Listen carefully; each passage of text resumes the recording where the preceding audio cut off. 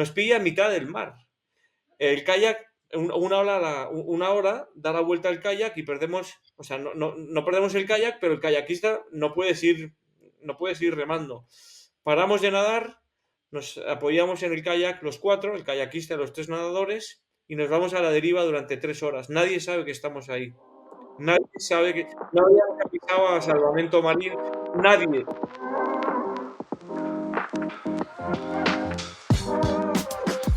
Estamos live. Primer episodio de Momentum Club con Jacobo Parajes. Me acompaña Sergio Palacio. ¿Cómo estáis? Muy bien, gracias, Lucas. Muy bien. Voy a presentar a Jacobo como le conocí yo, ¿vale? Me invitaron a un plan muy curioso y un amigo mío que se llama Diego y nos invitaron a ir a un barco al pantano de Entrepeñas. Total, que de repente aparece Jacobo y yo digo, ¿quién es este tío? No entendía nada.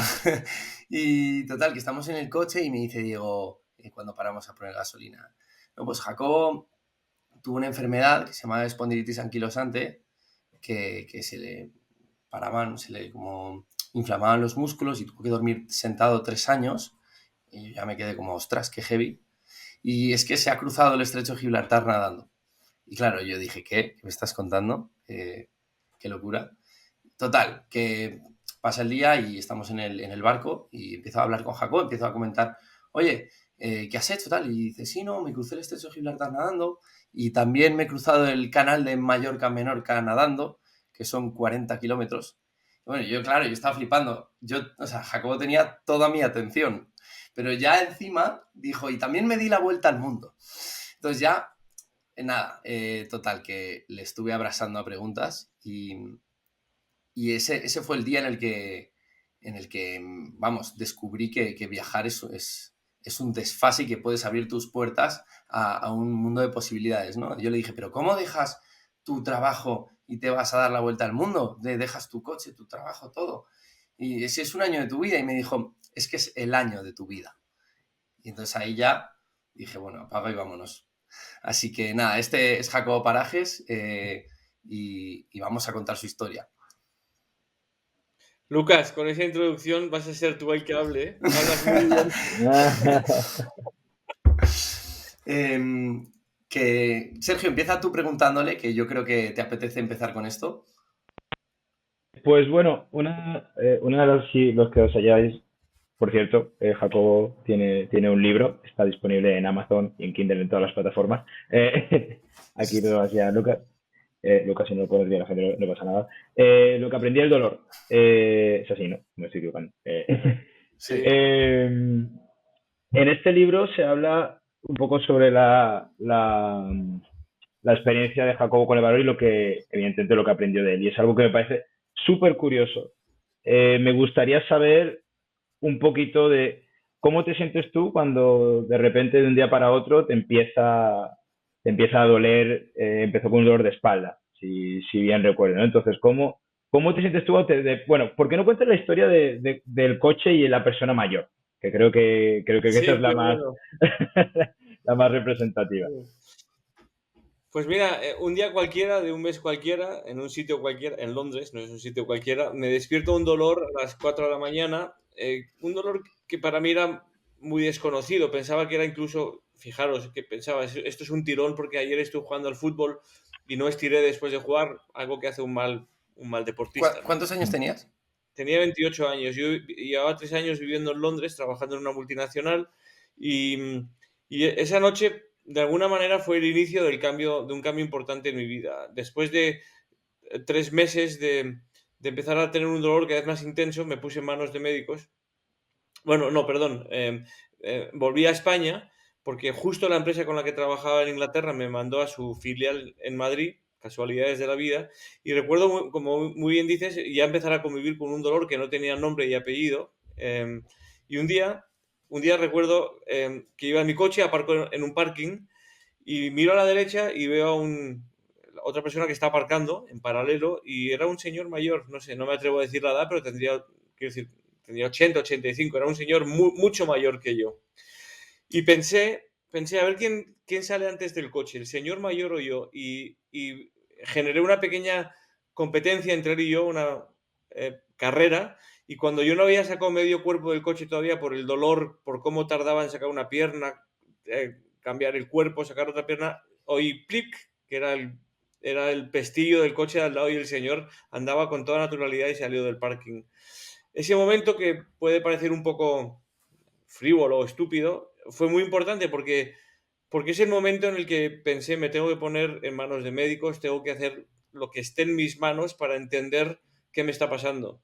Fue un pequeño punto de inflexión que me llevó a ponerme en manos de profesionales que luego, con el tiempo, en 3 meses solo, y digo solo porque no es nada, al lado de otras personas que he conocido con esta misma enfermedad, a los 3 meses me diagnostican espondilitis anquilosante, una enfermedad crónica, quiere decir que a los 28 años alguien me dijo vas a tener una enfermedad toda tu vida y extremadamente dolorosa. Es una enfermedad reumática, hace que las articulaciones del cuerpo se anquilosen y pues esto es la razón por la que haya tenido que dormir sentado 6 años, no 3, 6 años y durante 12 años tener un dolor intenso, muy profundo todos los días de mi vida. Ese es el inicio de esta historia, es a los 28 años, hay otras historias quizá menos relevantes hasta los 28 años, pero en ese momento, cuando mi vida cambia, tengo que adoptar una actitud determinada y enfrentarme a lo que me tuve que enfrentar, ¿no? Una limitación física, un dolor físico y psicológico, pues también se ha presentado delante de mí, esto es un balance que hago ahora después de muchos años, una enorme oportunidad, una oportunidad de crecer y de meterme en distintas aventuras, historias vitales que probablemente no habría ni siquiera pensado que haría si no es porque un día se cruzó la adversidad en mi vida. Por eso mi libro se llama Lo que aprendí del dolor, entre otras cosas, ¿no? La oportunidad que tenemos las personas, yo y todos, o perdón, todos los que nos están escuchando, vosotros y yo, de crecer desde aquellos momentos de dolor que pueden ser no solamente dolor físico, el dolor no es un solo dolor físico, puede ser emocional, puede ser el dolor de una pérdida de un ser querido, puede ser el dolor emocional, puede ser el dolor porque he perdido mi trabajo, hay muchos tipos de dolor, ¿no? Y nadie está exento de experimentar el dolor, así que para mí es una oportunidad poder compartir hoy qué hay detrás de todo esto. ¿Y cómo te sentiste el día que te dicen lo de la silla de ruedas? O sea, ¿qué es lo que Hu- sientes? Hubo una persona efectivamente que me llamó para decirme, me he enterado que tienes espondilitis anquilosante. No era un médico, era una persona con espondilitis anquilosante, una amiga mía, y cuando le dije que sí, me dijo, tú y yo vamos a acabar una silla de ruedas. Esto supone una gran amenaza. Es de repente en la hoja de ruta de mi vida, yo tenía ya 29 años, llevaba un año experimentando la espondilitis, pues aparece algo que jamás piensas que te puede pasar, ¿no? Em, ¿Qué piensas? Pues mira, lo pones en duda. Em, es verdad que me lo dijo, no era una persona que estaba tampoco muy cualificada para decirme si yo iba a acabar una silla de ruedas o no, no era un médico, pero por supuesto crece en ti la amenaza de tener que experimentar algo de ese tipo, ¿no? Pero también te invita, o es la oportunidad que la vida te da para adoptar la actitud que tienes que adoptar para seguir adelante en el camino. En el fondo es un arma de doble filo, te da miedo por la sola idea de visualizarte en una silla de ruedas. Por otro lado, te abraza a una oportunidad de intentar pulir tu propia actitud para ver qué puedes hacer si llegas a un estado como ese, ¿no? Total, es un poco como la frase esa de Víctor Frankl, ¿no? Sí, Que dice, lo único que no pueden quitarte es tu actitud a la hora de afrontar cualquier sí, situación, ¿no? Es un poco de ese sí. estilo. ¿Y qué es lo que haces tú con esa situación? Cuéntanos un poco cómo es ese proceso, Pues cómo lo conviertes en tu éxito. es un proceso muy largo, es un proceso que a priori no, por supuesto, no veía que fuera a acabar en éxito porque tampoco veía qué podía hacer con ello, ¿no? Mira, es un proceso en el que lo primero que hay que hacer es aceptar. A mí me gusta mucho la palabra aceptación y es una palabra que he aprendido en el camino, he aprendido con tiempo, ¿no? Yo creo que cuando nos dan una mala noticia, y yo estoy hablando de la mía, todo el mundo, todos los que nos escuchen tienen sus malas noticias. Lo primero que hay que hacer es aceptar que, pues, qué es, de dónde viene, dónde te va a llevar. Y antes de aceptar, por supuesto, pasas por otros estadios distintos, ¿no? Enfado, negación, frustración. Pero cuando has aceptado, todo cambia, el ciclo cambia. Es como que da la vuelta. Entonces yo procuré aceptar lo antes posible. Procuré, mira, una cosa muy importante, jamás llevo muchos años ya con esta enfermedad, jamás he tecleado en Google espondilitis anquilosante, porque no quiero ver la peor de las versiones que Google me va a contar. Y no quiero ser rehén, perdón, de esas versiones que Google me puede contar. Entonces, ¿cómo reacciono? Pulir mi actitud, intentar entender qué oportunidad hay o algún día entenderé la oportunidad que hay detrás del dolor y no hacerme rehén de las ideas que te pueden llegar a la cabeza desde tu parte más, desde tus miedos y tu incertidumbre y desde la parte más tóxica de tus pensamientos, ¿no? Qué horror lo que me está pasando, cómo va a acabar. Esas tres cosas fueron muy importantes para hacerme fuerte y seguir en el camino hacia lo desconocido. Ahora ya es conocido, pero entonces era desconocido de qué posibilidades tengo de hacer cosas interesantes en mi vida, aun a pesar de tener este dolor. Ah, bu- una pregunta. ¿Tú te consideras, antes de que te pasase eso, creo que evidentemente cuando le llega el dolor y estas situaciones a la gente, dependiendo de cómo, del trabajo que hayas hecho tú como persona previo a esta adversidad, lo vas a afrontar de maneras distintas.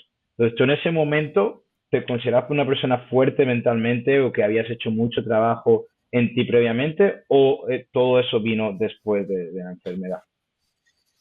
Yo creo, Sergio, esta es una muy buena pregunta. Nosotros, los seres humanos, tenemos cualidades, habilidades que no conocemos.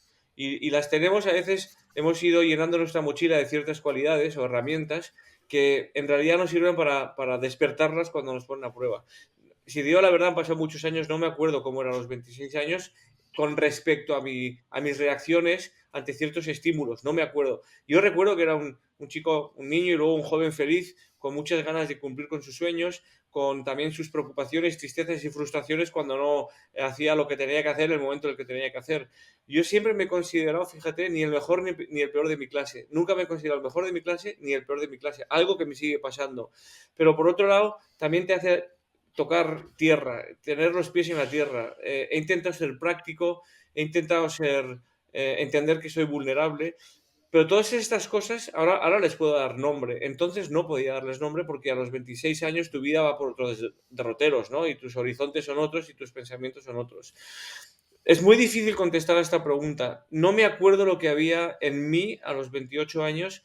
Lo que sí te puedo decir es que estoy seguro que sin yo saberlo, tenía una serie de habilidades que no había tenido que utilizar porque no se me había puesto a prueba hasta el día en que me tocó, ¿no? En el fondo, todo este camino tiene una línea importante y es qué valor le das a la vida. Yo a la vida le doy mucho valor. Yo creo que estamos aquí pero sobre todo para algo. Y no me rindo ante las circunstancias, ¿no? No me rindo porque creo que las circunstancias que llegan a nuestras vidas tienen que tener un significado y un sentido. Y con esa actitud abracé un poco la situación que estaba viviendo a los 28 años. ¿Quién soy yo? No soy nadie, pero soy todo, como todos los seres humanos, ¿no? Entonces, no me puedo creer demasiado importante como para frustrarme porque mi vida no va por los derroteros que pensaba que tenían que ir. Has, has- has dicho algo que parece muy curioso, me gustaría ver si puedes desarrollar un poco ahí. Dices que no estamos por algo, sino estamos para algo. ¿A qué te refieres con eso? Porque yo creo que tu vida y la mía y la de Lucas y la de las personas tiene un sentido. O sea, yo creo que uno de los grandes anhelos del ser humano incluso creo que obligaciones de las personas es encontrar nuestro sentido en la vida. Encontrar para qué estamos. No tanto por qué respiramos, por qué comemos, por qué vivimos, sino para qué estamos aquí. Y para mí la idea de encontrar mi sentido en la vida siempre ha sido muy importante. Quizás se hace más importante cuando me enfrento al dolor y a la limitación física y también al dolor psicológico, al que te lleva, ¿no? Tus dudas, tus miedos, tus frustraciones. Pero las personas que encuentran el sentido a su vida viven de una forma mucho más plena, porque saben o porque empiezan a entender para qué pasan las cosas y para qué son las cosas, ¿no? Yo tengo que decir, habrá personas que nos escuchen que digan, yo es que no sé cuál es el sentido de mi vida todavía. No pasa nada, yo el sentido real a mi vida lo he encontrado a los 50 años. Empieza a desvelar Vieda. Lo he encontrado a los 50 años, no lo he encontrado a los 28 años. Pero las primeras piezas las empecé a poner a los 28, 29 y 30 años, hasta que un día vi el puzzle completo. A eso es a lo que me refiero. Es muy triste estar en la vida, vivir, respirar, compartir, sin intentar buscar cuál es nuestro propósito y por extensión cuál es nuestro sentido. Tu vida y la mía tiene un sentido y lo importante es descubrir cuál es su sentido y vivir desde ese sentido. Lo que pasa es que esto es un ejercicio complicado, esto es un ejercicio que no es cortoplacista, esto es un ejercicio que exige primero de una necesidad y después de una acción voluntaria de encontrar tu sentido, ¿no? Pero cuando lo encuentras, vas el lunes por la mañana a las 8 de la mañana con una sonrisa. Y además Total, entiendes ciertas cosas que te pasan en la vida. Sí, sí, sí, sí. total. Eh, Está claro eh, que cuando tienes un dolor tan fuerte como el que te pasa a ti, en cierta medida la vida te empuja, ¿no? A buscar ese sentido porque tienes que buscar una razón para levantarte por las mañanas porque debe de ser Sí, tan complejo. Cuéntanos, porque es apasionante escuchar, yo ya es que me lo sé, ¿no? Pero quiero volver a escucharlo, que es cómo pasas de estar durmiendo sentado, de tener que ir a médicos, de escuchar esa frase de la silla de ruedas, a cruzarte el estrecho de Gibraltar nadando, que son 14 kilómetros, que yo me fui a nadar, en la última vez que me fui a nadar, nadé 1000 metros y casi me ahogo en la piscina. sí. O sea, vamos a dejarlo claro, o sea, es algo verdaderamente impresionante cómo te embarcas en esa aventura. Bueno, perdona que te corrija, en realidad son 19 kilómetros. Bueno, De punto más corto a punto más corto son 14 y medio, pero cuando te tiras a nadar al estrecho no puedes hacer 14 y medio. Hay mucha deriva, hay mucha corriente, vas haciendo un poco de zigzag y yo tuve que hacer 19 kilómetros. Eso es una anécdota. Lo importante es efectivamente tu pregunta, ¿cómo pasas de dormir sentado a cruzar el estrecho de Gibraltar? Son muchos años, porque a mí me diagnostican espondilitis a los 28 y cruzo el estrecho de Gibraltar a los 48 años. Ya no era un niño, o sea, ya tenía una edad en la que incluso despertaba algunas dudas en otras personas, porque a tu edad con espondilitis, ¿cómo puedes cruzar el estrecho? Pues si lo intento resumir me va a costar, pero creer en ti. A mí hay dos cosas de las que me gusta mucho hablar, que se habla muy poco. Me gusta porque, hablemos entonces. y una es cree en ti y quiérete, créete y quiérete. Y no se habla mucho de eso. Yo creo que el quererte no es una forma de vanidad. El quererte es respetarte y entender cuáles son tus limitaciones y tus posibilidades. Y cuáles son tus... si te quieres, te conoces y intentas sacar la mejor versión de ti mismo. Y si te crees, estás alimentando tu posibilidad de cumplir con tus metas, más o menos difíciles, pero... entonces, te quieres, te crees y llenas todo este mundo de tus propios valores, de tu pasión por cumplir con un sueño, de tu ilusión por crecer, de tu compromiso contigo mismo por el hecho de que quieres asumir un reto, pero sobre todo con los demás. ¿Qué efecto tiene el reto en el que te has embarcado para otras personas, no solamente para ti? El deporte te llena de valores. Vosotros dos sois muy deportistas y lo entendéis perfectamente. El deporte es un camino de valores. Y a mí el poder asumir el reto de cruzar el estrecho de Gibraltar tiene que ver con una serie de valores, ¿no? Pero sobre todo con darle el sentido del que hablábamos antes desde mi dolor físico por la espondilitis anquilosante, desde mis dudas por conseguir un reto que nadie ha conseguido con esta enfermedad, cómo puedo ayudar a otros. Hay un punto de inflexión importante en mi vida y es cuando decido que el reto del estrecho de Gibraltar va a ser para ayudar a chicos, a chicas con síndrome de Down. En ese momento, mi forma de enfrentarme al reto cambia, mis posibilidades de conseguirlo cambian y mi compromiso con el reto cambia. El dolor sigue ahí, pero mirando a personas que necesitan de tu ayuda, consigues no solamente aliviar el dolor, sino potenciar tus posibilidades de lograr un éxito o una meta de este tipo, ¿no? Por eso Sergio antes hablaba también de la búsqueda del sentido. Para mí, fijaros, hay una frase que me encanta compartir. La adversidad prepara a las personas para destinos extraordinarios. Cuando atravesamos la adversidad, como es mi caso con la espondilitis anquilosante, de repente me doy cuenta unos años después que el destino extraordinario está en cruzar el estrecho de Gibraltar y ayudar a desarrollar un proyecto con chicos y chicas con síndrome de Down, ¿no? Eh, Te lo podría resumir así, porque detrás de estos 20 años o de esos primeros 20 años hay muchas cosas, pero la voluntad personal de crecer, de ayudar, de hacerte fuerte, de buscar tus límites, no creerte que tus límites están donde otros creen que están, sino demostrarte a ti donde realmente están, aun a pesar de que tengas dolor y la amenaza de acabar en la silla de ruedas. Flipante. Es heavy, ¿eh? Qué pasado. Y una vez haces eso, cuenta cómo es el reto. O sea, cuenta la preparación que requiere el reto, ¿Cómo es el día de lanzarte al agua? ¿Qué adversidades enfrentas ese día, más allá de la preparación previa, ¿no? El reto es brutal, el reto, yo paso de nadar un día cada 6 días, 1000 metros máximo, porque empecé a nadar poco a poco por el tema de las articulaciones y del dolor, a decidir, hoy empiezo a entrenar un reto que no sé dónde me va a llevar. Y fue textualmente así. De un día para otro pasé de 1000 metros a 6000 metros, 5 días a la semana, durante 18 meses. Un reto de este tipo, como tantos otros, exigen de una enorme, enorme dedicación. Em, Mucho esfuerzo físico, mucho esfuerzo mental, mucho sacrificio. Porque cuando eliges algo grande en tu vida, como es en este caso, tienes que sacrificar otras cosas. Yo no Porque puedo. claro, no haces esto solo haciendo esto, tú estás trabajando No, yo entre medias. yo yo, de hecho, en ese momento en mi vida estaba creando una empresa y tenía 12 empleados. O sea, mi vida era una locura, era un estrés constante, era una rueda de la que no podía salir, de velocidad, claro, yo no vivo de nadar, yo vivo de otras cosas, ¿no? Luego ya he cambiado mi forma de vida, ya lo contaré más adelante, ¿Cuánto tardas en preparar el reto? yo particularmente tardé 18 meses en los que entrené 1200 kilómetros. Son 18 meses de una disciplina brutal y, sobre todo, muy importante, siendo consciente del peligro que tiene las excusas que te puedes encontrar en el camino. Los seres humanos somos especialistas en agarrarnos a excusas, pero cuando quieres hacer algo de este tipo, las excusas sobran y los atajos sobran. Si te toca sufrir en el agua 2 horas, sufres en el agua 2 horas. No intentas hacer algo distinto para sufrir solo 1 hora y media, porque esa media hora que no sufres te resta en lugar de sumarte. Yo nadaba a mediodía de 2 a 4, salía corriendo a la oficina, comía después de nadar en el coche de vuelta a la oficina porque tenía que rascar horas de trabajo.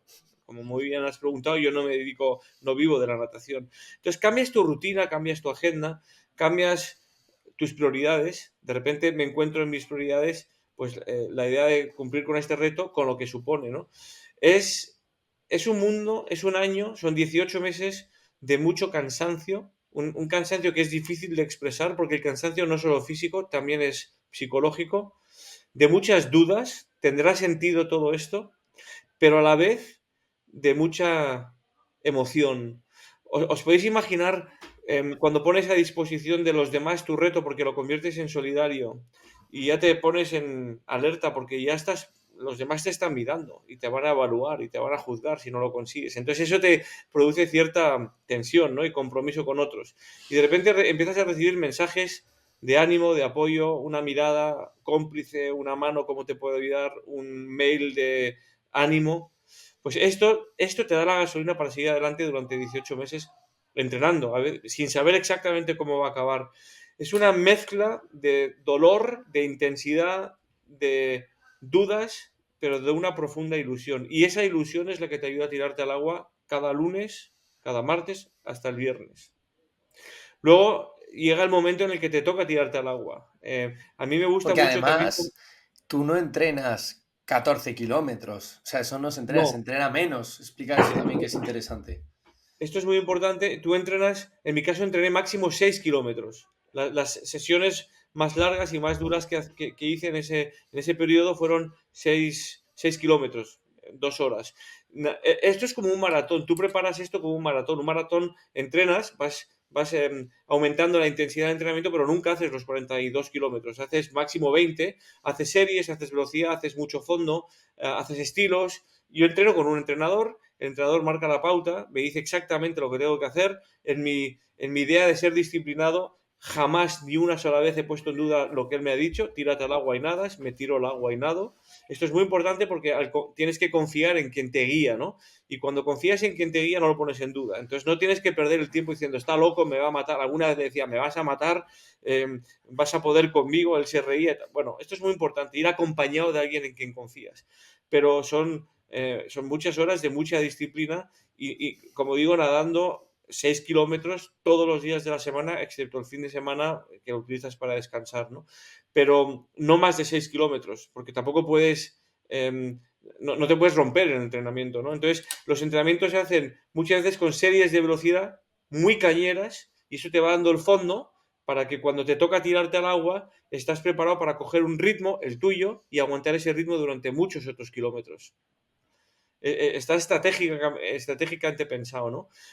Hay sesiones, bueno, ya os contaré el canal de Menorca, que es mucho peor que esto, pero hay sesiones donde sales temblando del agua, literalmente temblando del cansancio. Pero eso te da el fondo, te da la fuerza mental y física para cuando te toca tirarte al agua para encarar los 19 kilómetros estés preparado. Y con todo el mundo mirándote. Claro, cuando te toca tirarte al agua, te está mirando tu barco de apoyo, te En está el mirando. entrenamiento nadie te mira. No, el entrenamiento según en qué sesión. Hay gente que a veces te mira porque hay gente que llega y te ve que estás nadando a un ritmo y cuando se han ido 2 horas más tarde, tú sigues nadando y dicen, ¿este tío qué hace? ¿No? Claro, claro. Entonces preguntan, ¿este por qué? Entonces le explican, pues mira, hoy le toca 12.000 metros, como es el caso en el canal de Menorca, que me tocaba entrenar alguna vez, ¿no? Entonces llama un poco la atención, pero eso es irrelevante. Tú estás a otra cosa, estás concentrado en tu entrenamiento, esto es muy importante, no llevas música. Mucha gente me pregunta, ¿llevas música? No, jamás. O sea, tú estás atento a la voz de tu entrenador, ¿no? Y sus instrucciones. Y luego, muy importante, esto lo conoce quien se dedica a nadar, tu enemigo número uno es el crono. O sea, hay un crono en la pared, tienes que hacer unas series a unos tiempos determinados, saliendo a otros tiempos determinados, y quieres quitarle la pila al crono todos los entrenamientos porque lo odias. Entonces tienes que hacerte amigo de eso también, ¿no? ¿Cómo llegas a gestionar esas frustraciones que te encuentras fruto del cansancio, fruto del hastío a veces? Y eso te hace fuerte al final, para que el día que te toque tirarte de verdad al estrecho, estés en equilibrio, fuerte, con la mente en su sitio. Es muy bonito. ¿Cuál era cuál sería tu consejo para esos días en los que estás en la piscina y no puedes más, pero tienes que seguir? Pero tienes Seguir, que seguir. seguir, apretar los dientes, cerrar los puños y orar si te hace falta dentro del agua, Y seguir. pero no cejar en el empeño. Y esto es muy fácil de decir, claro, qué gracioso seguir. Si sabes para qué lo estás haciendo, qué te ha llevado a tirarte al agua, sigues. Si en el fondo no tienes muy claro por qué o para qué quieres cumplir con ese reto, tienes muchas posibilidades de abandonar. Si en ti está completamente interiorizado y marcado lo que yo estoy haciendo no es solamente para cruzar el estrecho, sino para ayudar a niños con cáncer o a niños con síndrome de Down, esto alimenta tu posibilidad de seguir adelante. A veces no hay que pensar, hay que mirar a un lado, hay que seguir sin pensar mucho más allá de mi horizonte más próximo son los 6.000 metros que tengo que hacer hoy. No tengo que pensar nada más que eso. Ya gestionaré cuando salga del agua mi cansancio, ¿no? No hay que pensar mucho a veces, pero hay que saber qué te ha llevado al agua. Eso que es importante. ¿Cuál es la razón real por la que estás entrenando ese día? Solo ese día, sin pensar en ayer ni en mañana. ¿Y el canal de Menorca comparado con el estrecho? El canal de Menorca, si para el estrecho Gibraltar tuve que nadar 6 kilómetros al día, 5 días a la semana, para el canal de Menorca tuve que nadar hasta 12 kilómetros al día, 4 horas de piscina al día durante 6 días a la semana. Es mucho más demandante, es muy distinto por ciertas características del reto en sí, pero son 40 kilómetros y no 19. Entonces eso te obliga a ser mucho más determinado a la hora de entrenar, ¿no?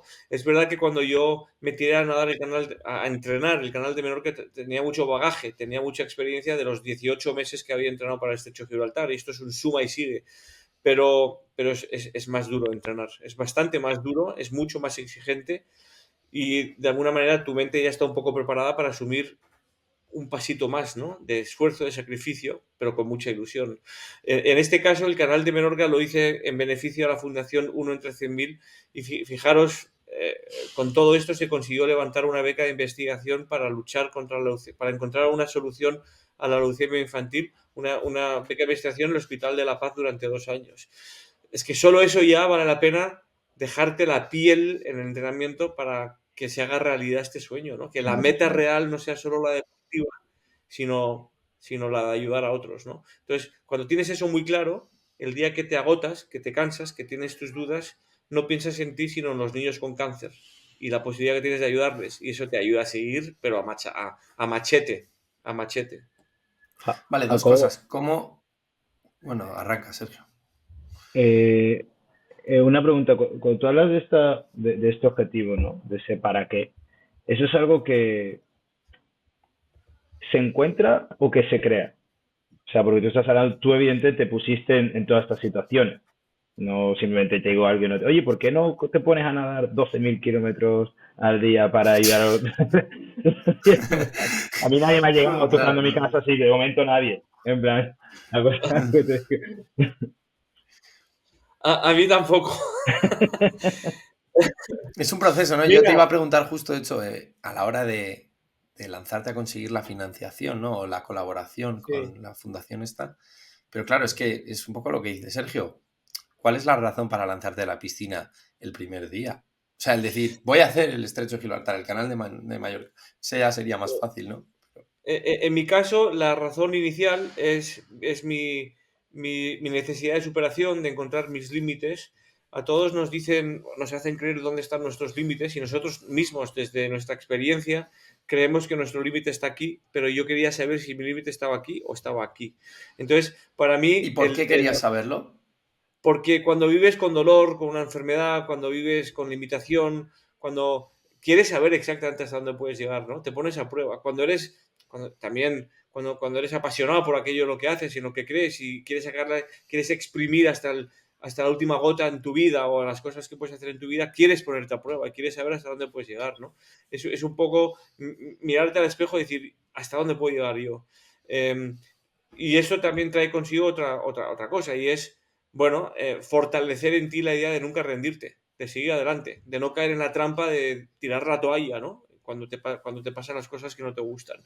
Es una forma de medirte, es una forma de jugar contigo mismo, con tu propia vida, ¿no? O sea, con tu vida, contigo mismo, en tu vida, ¿no? Transformarla en ese pequeño juego.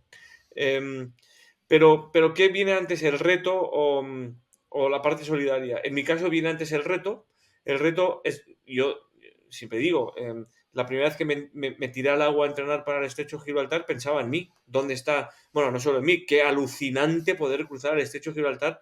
Yo pensaba que solo lo cruzaba David Meca y de repente me veo en la historia de cruzarlo yo mismo. Era como, no sé, como si te Main dicen qué character. alucinante es subir al Everest o qué alucinante es ser astronauta. Pues voy a intentarlo, ¿no? Un poco eso. Pues yo creo que la mayoría de la gente no Pero dice eso. Dice, hostia, qué marrón. Lo miran y no, se no, no, cagan, no. ¿sabes? La gente que viaja al Bueno, Everest dice, hostia, no ve qué alto está esto, ¿no?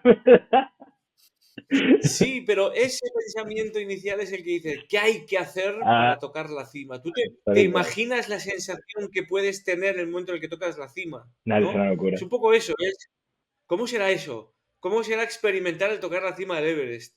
¿Qué hay detrás de conseguirlo? ¿Qué piensan aquellos que tú admiras que lo han conseguido antes que tú? Que son el ejemplo al que te agarras, ¿no? Como personas que antes que tú han conseguido grandes metas. Entonces es como dar respuesta a muchas preguntas que te empiezan a saltar en el camino.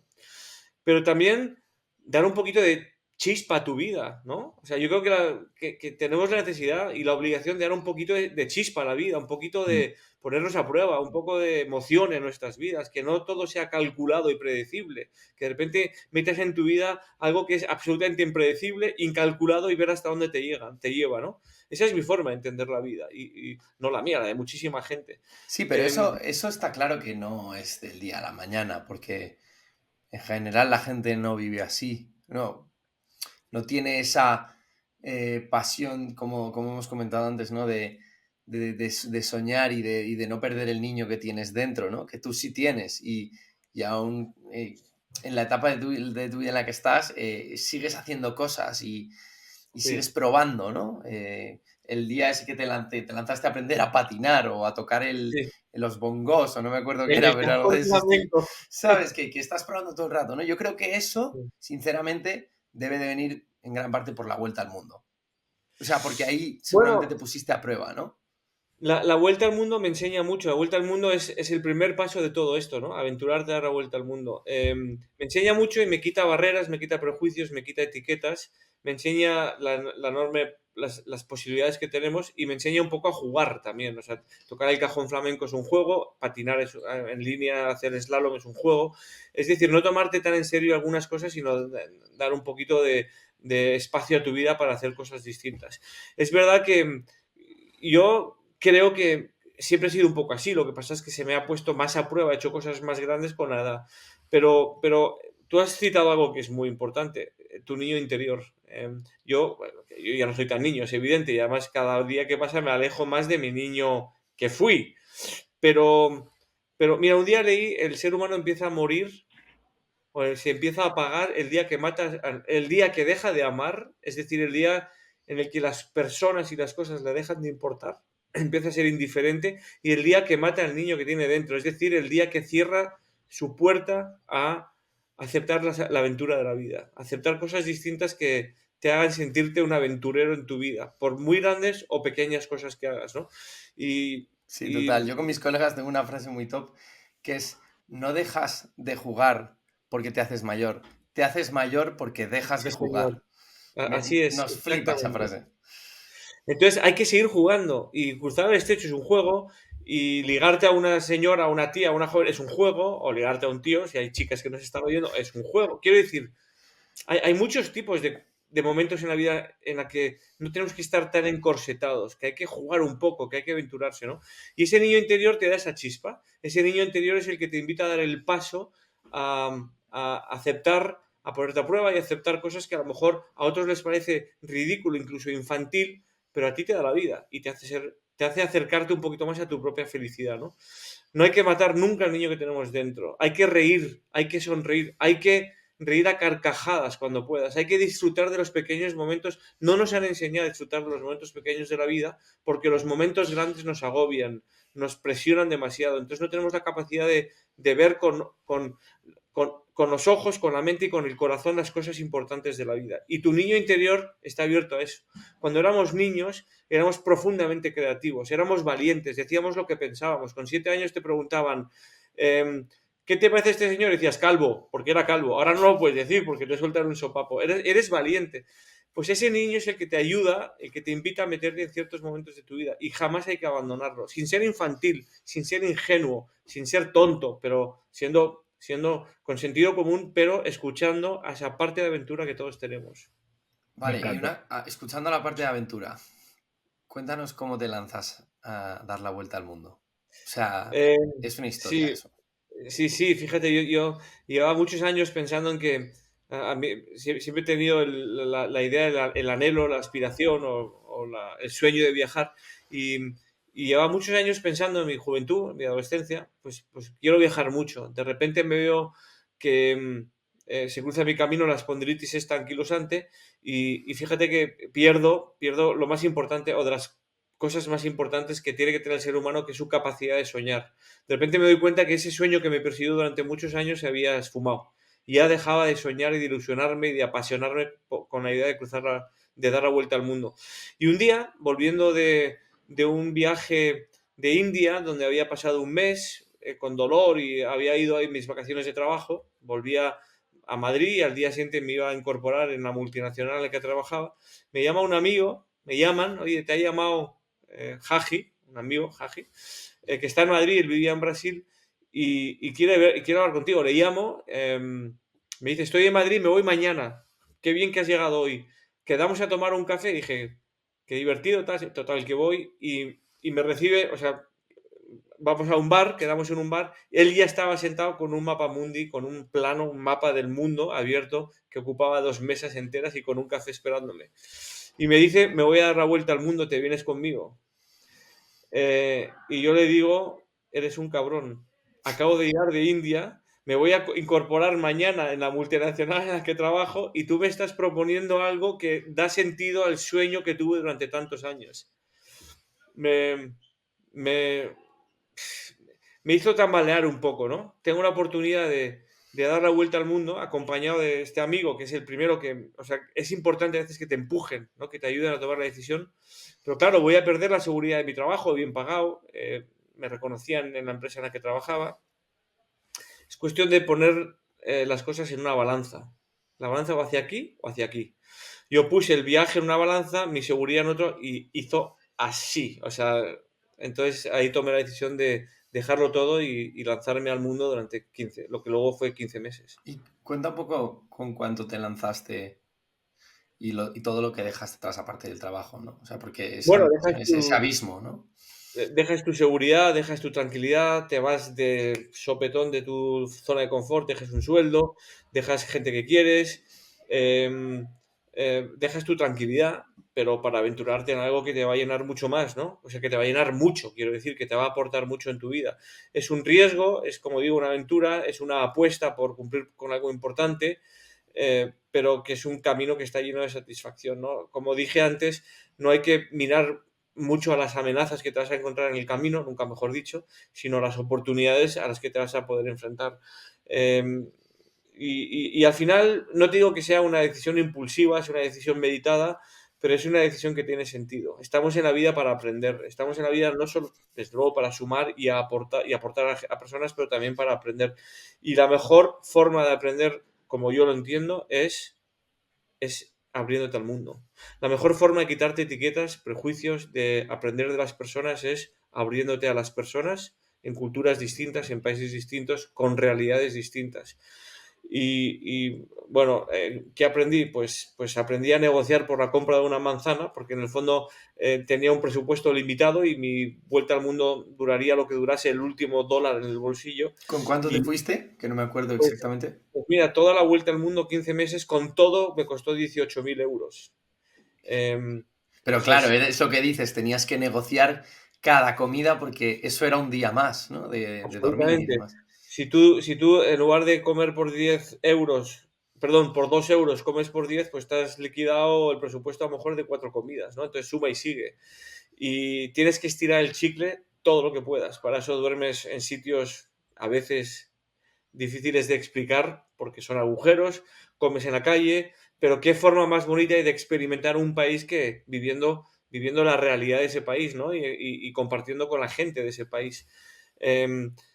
Dentro del presupuesto de los sitios a los que podía ir para comer, dormir, precio alto, medio, bajo, siempre iba a los de precio bajo, ¿no? Y eso también me permitió el estirar el chicle lo máximo posible, ¿no? Pero no solamente eso, también tener experiencias muy profundas porque cuando vas a presupuesto bajo no te vas al mejor hotel en la mejor zona de la ciudad que estás visitando, sino todo lo contrario. Y eso también es una forma de entender la cultura de una forma distinta, ¿no? Te Entrando en contacto sumerges. con... Claro, claro. Entonces entras en contacto con una realidad distinta a la que entrarías en contacto si solo vas a hoteles de 4 estrellas. A mí me interesa y me llama mucho más la atención esa forma que la del lujo, ¿no? Eso es una cosa muy personal. Pero, ¿Cómo pero es te das cuenta. cómo gestionas la enfermedad? Porque te vas con la enfermedad que te llevabas como 1 kilo de ibuprofenos o algo de ese estilo. O sea, Bueno, llevé 2 kilos de antiinflamatorio, sí, sí. Y empiezas a tomar antiinflamatorios a medida que vas teniendo dolor, acabas tomando 6 antiinflamatorios al día para salir de la cama. En tu inexperiencia e ingenuidad llevas una mochila con demasiado peso que vas dejando en el camino para aliviar tu peso. Pero esto es muy interesante. Bueno, tuve que dormir sentado en algunos momentos de la vuelta al mundo, pero estaba tan ilusionado. Cada día era una aventura. Abría el ojo y decía, ¿hoy qué? ¿Qué me voy a encontrar, no? cuenta un Que poco tu ruta. de alguna manera esto, perdón, es importante, despisté a mi dolor, porque la mente estaba tan ocupada y tan apasionada por lo que me iba encontrando en el camino, que de alguna manera cerró, no del todo, pero sí despistó mi dolor. Y esto es muy importante, este es un mensaje interesante. Cuando miras con pasión lo que estás haciendo, con ilusión o con interés, toda la parte negativa que también te llega en otro contexto, un poco que es como que se aparca, ¿no? Entonces a mí me pasó con el dolor, lo aparqué, no del todo, porque estaba tan ilusionado y con tantas ganas de seguir experimentando que es lo que me hacía seguir adelante. La ruta, no me quiero enrollar mucho, pero hice Madrid, Londres, Los Ángeles, Tahití, el destino más, más divertido, más interesante. Como primer destino fue Tahití, donde estuve un mes y de Tahití estuve en distintas islas de Polinesia y de ahí me fui a Australia, no, perdón, Nueva Zelanda, Australia, Papúa Nueva Guinea, muy interesante, es como volver a la Edad Media, súper interesante, vuelta a Sí. Australia, de Australia fui a Tailandia, Indochina, Vietnam, Laos, Camboya, Filipinas, China, no, perdón, China, Filipinas, vuelta a China, em, de China fui a, Pakistán, Pakistán, Irán, Es que lo de Irán es un desfase. Turquía. Sí, ahora te cuento algo de eso. Turquía, volé a África, a Malawi, Mozambique, Zambia, Tanzania, vuelta a Grecia y 2 días, no, una semana antes de Navidad, llamé a la puerta de casa, me abrieron y después de tantos meses de viaje me enteré que mi hogar era ese. O sea, después de tanto experimentar, después de tanto vivir, después de tanto llenar tu mochila de experiencias, te das cuenta dónde está tu hogar de verdad, ¿no? Y eso es muy importante porque asienta mucho tu pilar. Y de ahí luego puedes volar y volver y volar. Pero el día que es como el típico anuncio de abres la puerta y el aroma del café y dices es mi hogar, es exactamente así. Te das cuenta que ese es tu sitio, ¿no? Qué flow. Y vale, cuenta la historia del autobús de Pakistán, por favor, porque es un desfase. Sí, yo iba siempre en transporte público. Íbamos, ¿no? Jaji y yo no estábamos siempre juntos, nos separábamos un mes, nos volvíamos a encontrar en otro punto, ¿no?, del mundo. Íbamos por Pakistán, haciendo una ruta que es muy larga, es muy tediosa, se llama el Karakorum Highway, que va desde Islamabad hasta el norte del todo, hasta las puertas del K2. Es un viaje muy duro, son 14 o 15, 16 horas de pista de arena y con muchos baches. Total, íbamos en un pick-up, solo 2 españoles y el resto eran todos pakistaníes, vestidos como pakistaníes y de un Pakistán muy profundo. Y íbamos delante, Jaji y yo, el conductor, yo al lado del conductor y Jaji al lado de la ventana. Y detrás todos los demás, ¿no? Muy divertido porque no me quiero enrollar mucho, pero la sonrisa es un lenguaje universal y cuando sonríes te sonríen de vuelta y te ofrecen su comida, ¿no? Y era así, yo no hablo nada de urdu pero en el fondo pues consigues comunicarte y en un momento dado empiezo a oír como mucho ruido detrás y claro, no les entendíamos y digo, ¿qué pasa? Para el pick-up, salen todos corriendo porque se había cruzado una perdiz y salían corriendo a ver si podían coger la perdiz, incluido el conductor. Y Es cojones. el pick-up empieza a irse, empieza a avanzar. Se le había olvidado poner el freno de mano. El Karakorum Highway son valles de 1000 metros. Es una carretera de una pista de 8 metros a lo mejor o 6 metros y todo el resto es una caída de 1000 metros. Íbamos hacia la caída y yo no me podía mover porque tenía el cuerpo anquilosado. O sea, ahora me puedo mover, pero en ese momento tenía un brote y no podía hacer más que esto. No podía moverme, tenía que levantarme con mucho. Tenía un brote de espondilitis. Y le digo, Jaji, no puedo moverme, no puedo poner el freno de mano. Y os prometo que esto es ver acercándonos pues os podéis imaginar a qué, ¿no? Sí, Y sí. entonces él se tiró, fue muy hábil, muy rápido, se tiró por encima mío, consiguió coger el freno de mano, tirar el freno de mano y parar el pick-up a 2 metros de la caída libre. Dios Si mío. llegó a estar yo solo porque él también se hubiese animado a ir a intentar coger la perdiz, no estaría contando esto, porque no habría tenido la posibilidad de reaccionar a parar el coche, el pick-up. Esto es una de las situaciones, me han pasado más, pero quizá cuando me acuerdo de ella, la que más sudores despierta, porque es quizá la más extrema que viví en la vuelta al mundo de esto podía haber acabado muy mal, ¿no? Por contra, ha habido muchas que han acabado muy bien y que han sido muy bonitas. Vale la pena, ¿no?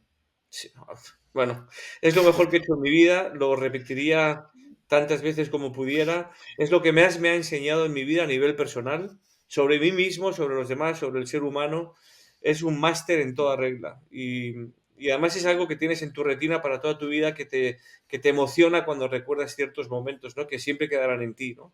Es algo que recomiendo a todo el mundo. Qué heavy. Es que tiene pinta de ser una experiencia apasionante, sin ninguna Sí, duda. Y luego también tienes la historia que cuentas en el libro de cuando haces una especie de simulacro en el norte de natación. Cuenta eso, que también es muy interesante. Sí, esto es muy. Antes de lanzarnos al agua en el canal de Menorca, fuimos a hacer la última prueba importante, el último entrenamiento importante en el Cantábrico. Nos fuimos a hacer una prueba que son 20 kilómetros, nadar desde Guetaria a San Sebastián. Y estábamos probando neoprenos, Esa no arena. cuenta como reto, o sea, esa cuenta como No, prueba, porque es más eso heavy fue que el la entrenamiento. del Gibraltar. Eso es un entrenamiento puro y duro. Estábamos probando los nuevos neoprenos que nos había dado como patrocinio Arena, estábamos probando el habituallamiento que haríamos luego durante la travesía real en el canal de Menorca, estábamos probando el kayak porque nos acompañaba un kayak en todo momento, estábamos viendo velocidades, posiciones en el agua, bueno, un poco técnico, pero también algo divertido. Y éramos los tres nadadores que íbamos a hacer un poco más adelante el canal de Menorca, el kayak, nuestro kayak, y nos acompañaba un muy buen nadador, Jaime Caballero, que es un tío que lo ha hecho todo en el mundo de la natación, de aguas abiertas. Él es de San Sebastián. Nos acompañaba con su kayakista. Salimos juntos. Jaime es un tío que mide 2 metros, es muy fuerte, muy nadador, y entonces se va alejando y, bueno, le perdemos de vista porque él iba a su ritmo y nos quedamos nosotros un poco rezagados. En el metro 6.500, es decir, nos quedaban todavía 14.000 metros para llegar a San Sebastián, despierto una galerna. Para quien no sepa lo que es una galerna, es como que es como una especie de huracán. El cielo que era azul brillante se vuelve un cielo, se torna en gris, empieza a granizar, empieza a haber olas, un agua plato, empieza a haber olas de 3 metros, un viento casi huracanado, no quiero exagerar, pero un sea, de viento película. fuerte. Marrón. Pero esto pasa en 2 minutos, no te avisa. En 2 minutos. En 2 No. minutos, te prometo, pero para quien sepa lo que es una galerna en el Cantábrico y lo ha vivido estando en la playa, tumbado leyendo o tomando el sol, sabe lo rápido que tienen que salir de la playa porque vuelan las sombrillas, porque es realmente delicado y es muy típico del Cantábrico. Nos pilla a mitad del mar. El kayak, una hora, da la vuelta al kayak y perdemos, o sea, no perdemos el kayak, pero el kayakista no puede seguir remando. Paramos de nadar, nos apoyamos en el kayak los 4, el kayakista y los 3 nadadores, y nos vamos a la deriva durante 3 horas. Nadie sabe que estamos ahí. ¿Qué Nadie dices? sabe que... No habíamos avisado a Salvamento Marín, nadie. ¿A cuántos excepto kilómetros? ¿A cuántos kilómetros? a 6,5 kilómetros del inicio y a unos 3 kilómetros de la costa, del puerto más cercano, no de la costa, porque es una lengua que entra. Nuestro amigo, el que iba más rápido, le perdemos de vista, no sabemos nada, pero habíamos depositado todo en él. Como él es de San Sebastián, hay que ser estúpido, pero fuimos así, se habrá ocupado de todos los detalles. No habíamos avisado a nadie. Hay 3 tíos y un kayakista intentando hacer este reto. Y eso es un momento muy interesante en mi vida y en la de los otros, porque reflexionas sobre muchas cosas. Crees que puede ser el último momento de tu vida, crees que te puedes ahogar. Imaginaros en ese contexto, tú solo, nadie sabe que estás ahí, tú solo, quiero decir, sin protección a motor, y llegas a unas reflexiones muy profundas en tu vida. Y haces Y un se te balance pasa por la muy... cabeza el, oye, ¿y si hubiésemos avisado? Bueno, se te pasa por la cabeza, qué tonto soy, pero así de Ese que grande. dice, Claro, oye, ya está, tú has avisado, ¿no? Porque te tocaba a ti, lo hablamos, ¿no te Sí, acuerdas? sí.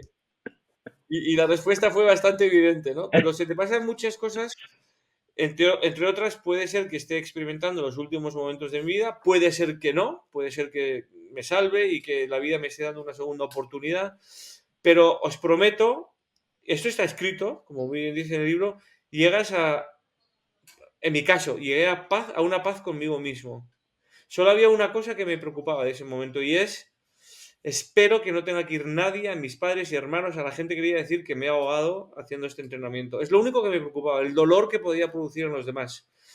Pero es muy interesante porque en los momentos extremos como este, en los que te pones a prueba, te conoces un poco más, aprendes un poco más de ti y aprendes de los demás. Y fue un momento todo muy convulso, en el que cada uno, sin darse cuenta de los 4, asumió un rol determinado. Uno fue el líder, otro tranquilizó, otro puso más sentido común. Fue muy interesante. Y en un momento dado, teníamos el remo del kayak, que cada vez que bajaba la ola nos daba en las manos, porque no es un remo que estaba pegado al kayak, y yo dije, estoy harto de que me dé el remo, ¿por qué no lo tiramos? No vamos a usar el remo para nada. En este momento de un poco de... Y los 3 dijeron, lo guardamos. Me callé, porque es 3 contra 1, es democráticamente... Y dije, Democracia pues pura. pura. Y en un momento en el que te estás jugando la vida, no discutes. Dices, si ustedes ven algo en el remo que yo no, tienen razón ellos, ¿no? Total, que nos quedamos con el río, remo. ¿no? A estas alturas. ¿Eh? A estas ¿Cómo? alturas, ¿no? Bueno, claro, y además, oye, en circunstancias al límite hay personas que ven cosas que tú no, ¿no? Entonces hay que negociar. Y en un momento dado la ola nos llevó por arriba y vi un mástil como que zozobraba un barco. Entonces dije, acabo de ver un mástil a la distancia, la ola nos lleva hacia abajo, miran y no ven nada.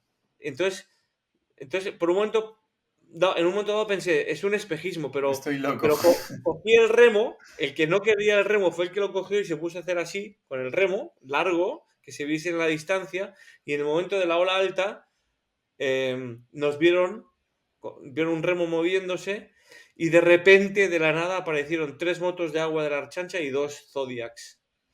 Y piensas, qué raro, si nadie sabía que estaba ahí. Jaime, el que iba por delante, Claro. le dijo a su kayakista, vete a Orio, que es el puerto más cercano, que yo me quedo solo en la tormenta y nado solo, yo llego solo. No, porque conozco todo Vaya esto. Dios. Tranquilísimo. Fíjate, Vengador. Main carácter. su kayakista dio la vuelta, llegó a Orio, avisó a la seguridad, dijo, aquí hay 4 que se van a ahogar. Salieron en nuestra búsqueda y Jaime volvió y llegó antes que nosotros a Orio, donde luego nos encontramos todos. Jaime, en plan, pero las tormenta, Zodiacs bien, de volvieron locos. Perfecto. Esto lo estaba esperando Fue toda brutal. mi vida. Fue brutal. Fue Qué brutal. heavy. Y la seguridad nos vio cuando vio el mástil, perdón, cuando vio el remo, ¿no? Como que alguien era evidente que se estaba moviendo de una forma, no. Era evidente que estábamos ahí, ¿no? Esto es una anécdota más, pero yo siempre me quedaré y por eso quise escribirlo, para que no se me olvidara, con las reflexiones que que llegan a ti en un momento tan extremo en tu vida, ¿no? En el que no sabes muy bien qué va a pasar, ¿no? Y también es un sentimiento de agradecimiento porque todo sale bien y tienes la oportunidad de seguir adelante con tu vida intentando sumar, ¿no? Hay muchas reflexiones detrás de esto. No, yo de verdad que le recomiendo a todo el mundo que se lea el libro porque es impresionante. A mí me flipó. Además es bastante cortito, muy ameno. ¿Y qué te iba a decir, Jacobo? ¿Tienes un libro en la estantería a punto de sacar o no?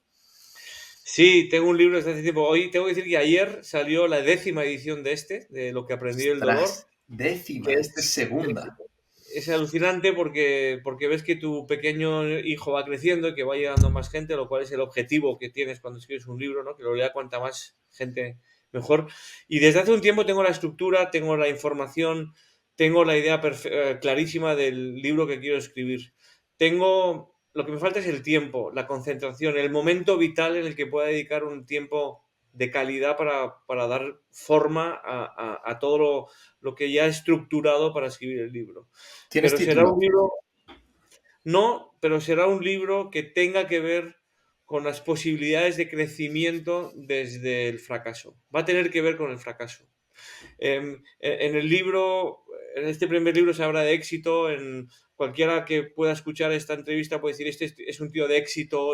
No es verdad, hay cosas que no he conseguido en mi vida, pero me han dado la oportunidad de aprender el poder que hay desde el fracaso, desde asumir las cosas que no has conseguido, pero que te dan la oportunidad de seguir adelante desde tu creencia de que puedes seguir adelante. Entonces va a tener que ver con la incertidumbre, con el miedo, con el cambio, con el fracaso, ¿no?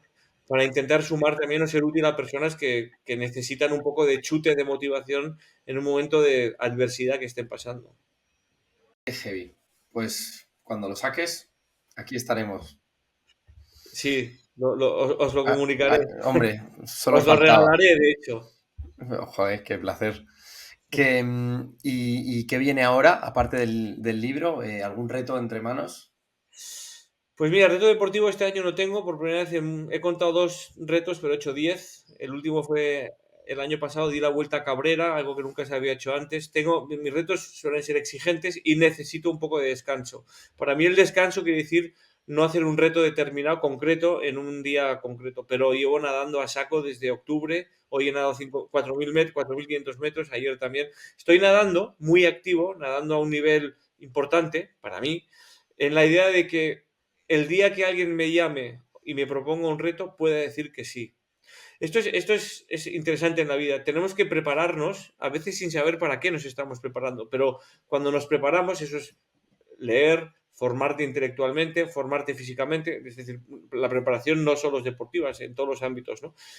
Poder aceptar ciertos retos o ciertas decisiones que tienes que aceptar sabiendo que estás preparado para aceptarlo, ¿no? Entonces, yo estoy nadando mucho sin saber exactamente para qué y sin saber siquiera si va a llegar la razón que me justifique o que me dé la respuesta para qué estoy nadando. Pero por otro lado estoy muy, muy volcado en mi parte profesional, estoy dando muchas conferencias, ahora me voy a Perú 3 semanas a dar conferencias a empresas, me he metido mucho, como sabes, y en profundidad en el mundo docente, doy clases en la universidad, soy mentor, hago procesos de acompañamiento a personas a quienes ayudo a tomar decisiones, a cambiar el rumbo de su vida, a empoderarse, hago talleres de formación a empresas. Mi mundo es el de las personas y como hay tantas personas y yo tengo tantas ganas de intentar ayudar a muchas personas, pues no tengo un minuto. Entonces, me he volcado mucho en mi parte profesional este año. Sí, sí, total. De hecho, el programa este de Reshuffle Sí. tiene muy, muy buena pinta, que le eche un ojo si alguien quiere darle un cambio a su vida. Sí, Es un yo, programa yo, muy yo, chulo. si me permitís, sugeriría o invito a las personas que miren mi página web porque ahí pueden ver no solamente a lo que me dedico profesionalmente, vídeos míos cruzando, o sea, vídeos del Estrecho de Gibraltar, del Canal de Menorca, distintas cosas que a lo mejor le puede divertir, ¿no? Que de alguna manera resumen todo lo que estamos hablando hoy. Reshuffle es un programa que hemos lanzado hace 11 meses, bueno, en noviembre, no hace 11 meses todavía, y en realidad Reshuffle, como la propia palabra dice en inglés, es vuelve a darte cartas, ¿no? En la vida es cuestión de volver a darnos cartas y de ver qué partida podemos jugar con las cartas que tenemos en ese momento, ¿no? Así que habla mucho de transformación, de cambio, habla mucho de conciencia, habla mucho de emociones. Es un curso muy, muy, muy, muy interesante. No lo digo yo, lo dicen los alumnos que se han sumado y que está teniendo mucho éxito. No lo dudo, no lo dudo. Vamos, después de todo lo que has vivido, si alguien puede hablar de eso, eres tú. Eso sin ninguna Y, duda. y bueno, aquí tengo la suerte, en concreto en Reshuffle tengo la suerte de que me acompañan tres cracks, eh, las tres son mujeres, eh, absolutamente sobresalientes en lo que hacen, ¿no? Patricia Yesen, que te sonará, Sí. que es una absoluta fuera de serie, Marieta del Rivero, que es una ejecutiva CEO de grandes empresas, y María Rotondo, que también es consejera de varias empresas importantes y además es mentora. Y digo esto porque todo el mundo da su contenido y todo el mundo habla de su experiencia y en el fondo es un curso que incluye muchas cosas muy distintas, ¿no? Desde la experiencia de 4 personas que han vivido mucho ya, muchas cosas en sus vidas. Total. Pues oye, Jacobo, ha sido un placer. Tu historia es impresionante. No me cansaré nunca de escucharla. Igual, A ver si grabamos 100 capítulos y te volvemos a traer. yo Y estaré, ya sabes, Sergio, y faltan encantado. historias, pero es que no da tiempo a sacar todas las historias. Pero vamos, yo Yo creo que tengo si le muchas, escribís a pero Jacobo, seguro que os cuenta historias. Yo le conocí así. Yo literalmente le dije a Jacobo, oye, yo tengo que tomar un café contigo porque es impresionante, tengo que saber todo esto. Y aquí estamos, así fue 3 años después. algo que me encantó y me motivó mucho y que nos ha hecho amigos. Te quiero decir, al final la vida tiene que ver con eso, ¿no? Contar historias, pero también escuchar historias que te nutran y que te ayuden a seguir adelante y a creer en ti mismo y bueno, a ampliar tus horizontes, ¿no? O sea que yo estaré encantado de compartir las mías cuando queráis y de escuchar la de otros cuando sea el momento también, claro, cuando estiméis oportuno. Impresionante. Pues oye, un placer, Jacobo. Sergio, no sé si quieres decir Muchas algo. gracias. Se te escucha horrible, pero bueno, da No sé igual. si se te ha ido de esto, pero que te vaya bien la Que vida. Sergio dice que ha sido la leche y que nos vemos en el siguiente capítulo. Un Bueno, abrazo muchas a gracias todos. y Nos mucho vemos ánimo en el con siguiente. vuestra iniciativa. Gracias por todo. Cojonudo. Un abrazo a todos y nos vemos Un en el siguiente abrazo. capítulo.